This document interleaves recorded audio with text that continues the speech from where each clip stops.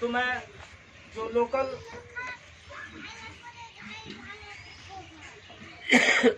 Local अभी है अपने जिले के स्तर पर जो कमी खामियां हैं, हमने बहुतों को विधायक बनाया, बहुतों को MP MLA चुना और सदियों से चुनते आ रहे हैं, लेकिन हमारी यहाँ से दुख दर्द देख करके जाता है और हमने उसे चुन करके भेजता हूँ, लेकिन वो जा करके अपना काम करता, दूसरे की काम में वो लग जाता है और वो हमारा तरफ कोई तो घूमने नहीं आता है, ना तो कोई हमारे विकास पर ध्यान देता है, ना तो कोई शिक्षा विभाग पर ध्यान देता है, नहीं तो हमारा सुरक्षा जो कि स्वास्थ्य विभाग का जो अस्पताल का जो मामला होता है उस पर नहीं ध्यान दिया जाता है, कोई गली सड़क या रोड पुलिया जो है उस पर नहीं ध्यान दिया जाता है और वो सिर्फ अपने ही जो दूसरे के पैसे से इलेक्शन लड़ते हैं और जो पिट्ठू हैं RSS, सबसे मूलभूत चीज़ है कि हमारा RSS हमारा मूलभूत पिट्ठू है, क्योंकि वो RSS के पैसे से लड़ते हैं इलेक्शन और RSS के एजेंडे पर काम करते हैं,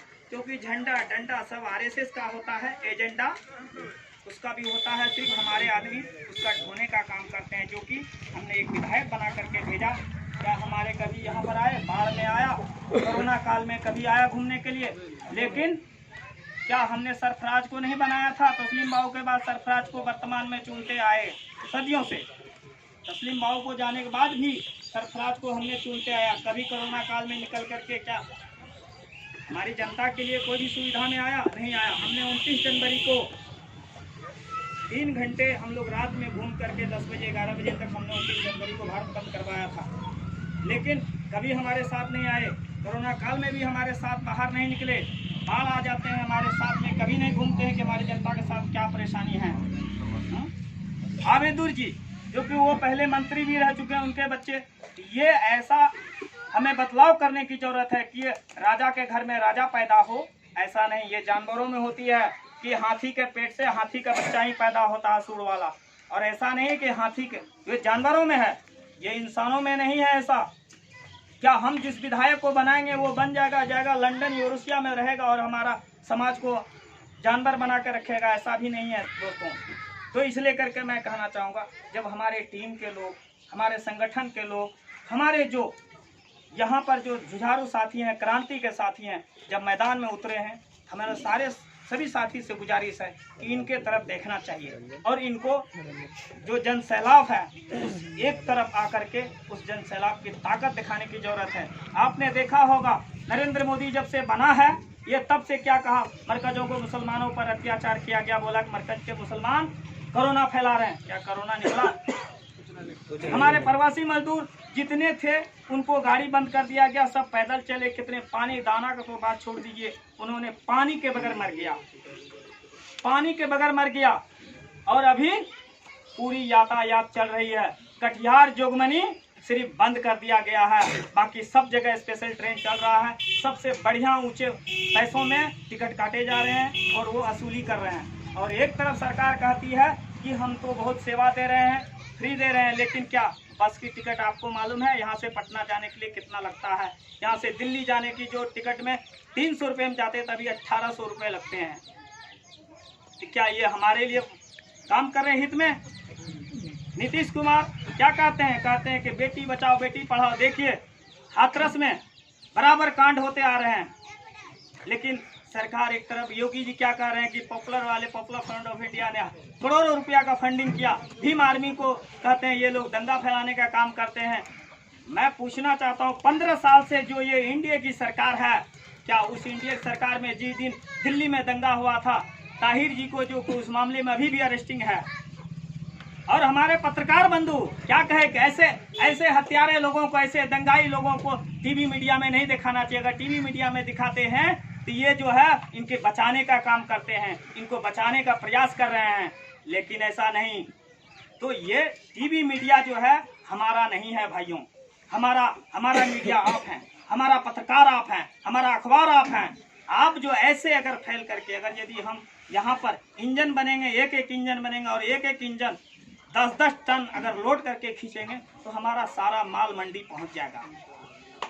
अगर यदि तालियों की जरूरत नहीं है साथियों, समझने की जरूरत है। आप बारीकी से समझिए अगर यदि हम इस मोड़ पर भी इतना हम पर कहर गिरने के बावजूद भी अगर हम नहीं समझते हैं तो ये हमारी बेवकूफ़ी है, क्योंकि अब तो हमारी गर्दन फांस में लगी हुई है। अगर आप कुर्सी पर से हिलेंगे तो भी फांसी लगना है, या नहीं भी गिरेंगे तो वो टान करके फांसी लगा देना है। लेकिन अब समझना है कि हमें इस कुर्सी पर से उनको हिलाने से या रस्सी खींचने से पहले हम उसे रस्सी उसका खींच लेंगे।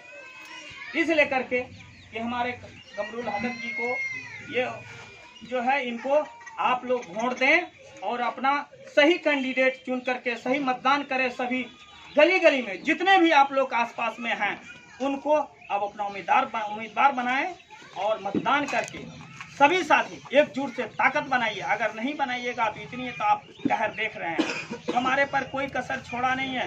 और इस बार क्योंकि सर जी ने बोला कि ईवीएम की मुद्दा भी है, ईवीएम से जो वीवीपैट मशीन लगाया किस लिए लगाया, पेपर टेल मशीन लगाया कि ताकि हमने जब उसकी विरोध किया था पेपर टेल मशीन का कि ईवीएम को हम लोग तोड़ने का षड्यंत्र किया था कि ये अगर यदि इस बार ईवीएम से चुनाव करेंगे तो हम लोग उसको तोड़ने का काम करेंगे। उनको भनक लगा तो तुरंत क्या क्या उन्होंने वीवीपैट मशीन लगा दिया, जो कि पर्ची छपने की भाई जनता जो वोट देगा, आप लालटेन में वोट देते हो तो आपको पर्ची दिखेगा कि सही वोट जाता है कि नहीं। वो किस लिए किया, आपको ठंडा करने के लिए, ताकि ये आकर्षित में ना हो, गुस्से में ना आए। ये देखेगा कि हमने लालटेन को वोट तो दिया लेकिन लालटेन के साथ साथ फूल में भी वोट गया। कैसे जाते हैं वो भी मैं आपको बता देता हूँ। अगर 2 वोट लालटेन को जाता है तो 1 वोट फूल छाप में चला जाता है। अगर 2 लाख वोट हमारा होता है तो 1 लाख वोट उसे बढ़ जाता है। तो ऑटोमेटिक हम 1 लाख से पीछे अगर हमें 2 लाख मतदान किया, 2 लाख उसे भी किए मतदान, लेकिन 1 लाख उसका बढ़ गया, वो 3 लाख हो गया, वो तो जीत गया। यहाँ तो हमने सोचा कि हमारे कुछ लोग ज़्यादा भाई वोट नहीं दिए होंगे इसलिए हम हार गया, कहेंगे कोई पासमान होगा इसलिए पैसे लेके वोट दे दिया इसलिए हम हार गए। हमेशा ये पूंजीवादक पार्टी हमारा हित में कभी काम नहीं करेगा और न हमारे लिए हित की बात सोचेगा। आपको ये बात समझना होगा कि ये पूंजीवादी पार्टी बीजेपी और आरएसएस की जो पार्टी है, कांग्रेस, ये तीनों एक एजेंडा से चलता है, क्योंकि हमारा खासा दुश्मन है और सबसे उसका मेन लीडर है आरएसएस, जो कि मोहन भागवत नागपुर से चलता है।